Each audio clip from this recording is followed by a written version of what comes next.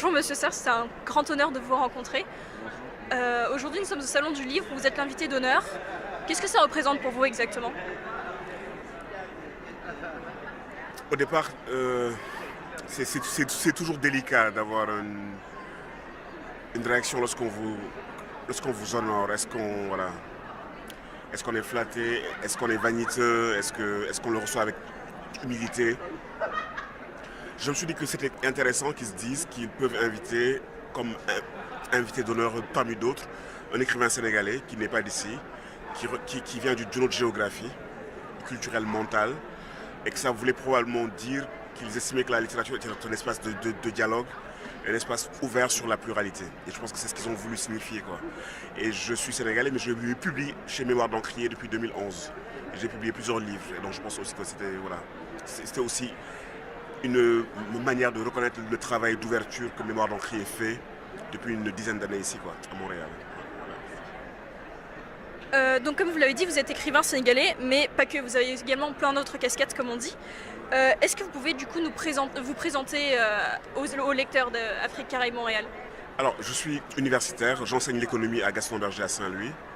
Je suis écrivain, donc j'écris des essais, des romans, des textes méditatifs, de la poésie et du théâtre. Je suis musicien aussi.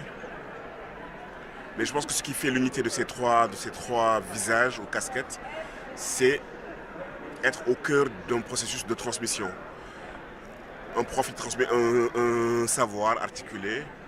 Un musicien, il transmet des émotions musicales. Et un écrivain, il transmet une expérience existentielle. Donc je pense que c'est ce qui résume en fait la démarche. Être dans la transmission et la rencontre de la sensibilité d'autrui, de son esprit ou de son âme, quoi. Voilà. Dans votre livre Afrotopia, que vous avez publié en 2016, donc très récemment, vous affirmez que l'Afrique n'a rien à rattraper à personne par rapport au point de vue de l'Occident sur le fait que l'Afrique serait, entre guillemets, en sous-développement. Et vous affirmez absolument le contraire. Qu'est-ce que vous entendez exactement par là?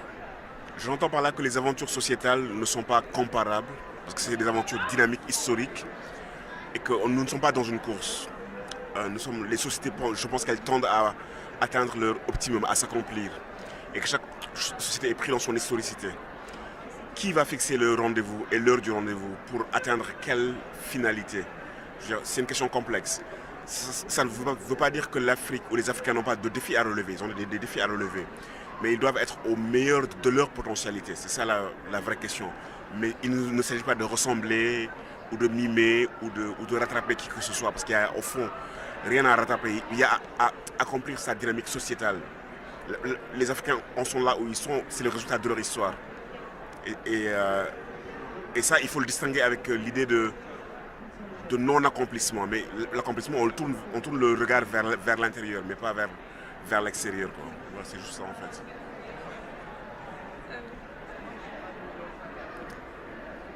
Vous affirmez également que les moyens d'évaluation actuels d'un développement d'un pays sont assez désuets pour qualifier l'Afrique. Comme par exemple, vous disiez que le PIB n'est pas forcément représentatif d'un développement du pays. Donc quelles seraient selon vous les grilles d'évaluation qui seraient mieux adaptées au cas de l'Afrique? Elles doivent prendre en compte les formes d'économicité et puis elles doivent aller au-delà de l'économicité. La vie ne se résume pas à un indicateur de revenus par habitant qui ne dit rien en fait, qui ne dit pas comment les richesses sont réparties. Mais ça, on est dans les moyens. Ce qui est important dans les existences humaines, ce sont les finalités. Et comment on évalue les finalités? La vie, ce n'est pas une performance, c'est une expérience. Et comment on évalue l'expérience d'un groupe? Comment ce groupe fait face à la vie? Comment il fait communauté? Comment il fait sens? Et nous sommes dans une société où on accorde le primat à la quantité, pas à la qualité, à l'avoir et pas à l'être.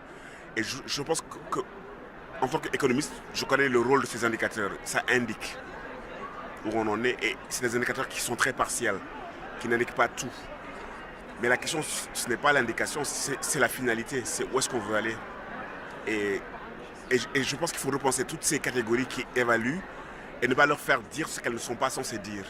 Et c'est plus ça l'idée, c'est qu'on leur fait dire plus qu'elles ne sont censées dire. Et on leur fait jouer des rôles qui ne sont pas les rôles qu'ils sont censés jouer. Et donc, selon vous, quels seront les critères d'évaluation qui seraient plus adaptés? C'est une grande question sur laquelle des gens travaillent pour avoir des critères beaucoup plus vastes, beaucoup plus exhaustifs, faisant appel à des dimensions matérielles et immatérielles. Déjà, l'indicateur de développement humain est déjà en progrès. Mais ça ne suffit pas. Il y a d'autres dimensions immatérielles. Mais ça pose une question philosophique beaucoup plus importante. Tout ce qui est important n'est pas quantifiable. Il faut peut-être qu'on sorte de la quantophrénie, qu'on sorte de l'idée qu'il faut tout évaluer, tout qualifier, tout quantifier. Peut-être que les choses les plus fondamentales sont hors de la quantification. Et c'est ça la question. C'est qu'est-ce qu'on fait de cette chose-là en fait? Comme le vivre ensemble que vous valorisez dans votre livre. Oui, et comment on le quantifie, le vivre ensemble? C'est-à-dire quand les gens vous reçoivent, qui sont hospitaliers, qui sont généreux, que vous vous sentez bien, est-ce que ce sont des points dans le PIB? Est-ce qu'on le voit dans le PIB? Non. Est-ce qu'on le voit dans les indicateurs qui sont censés dire qui vous êtes? Non. Et pourtant, c'est fondamental. Voilà. Et un dernier mot, donc, avez-vous quelque chose en particulier à dire en tant que représentant de l'Afrique au Salon du Livre? Non, j'ai juste à dire que, en fait, malgré les dystopies, malgré les crises que nous pouvons connaître, l'avenir demeure ouvert.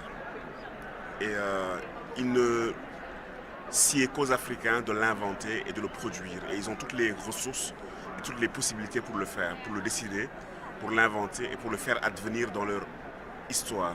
Et ça, c'est juste une tâche qui leur incombe. Et ils ont absolument les moyens de la remplir de la manière la plus belle et de la manière la plus accomplie. Merci beaucoup pour nous avoir accordé.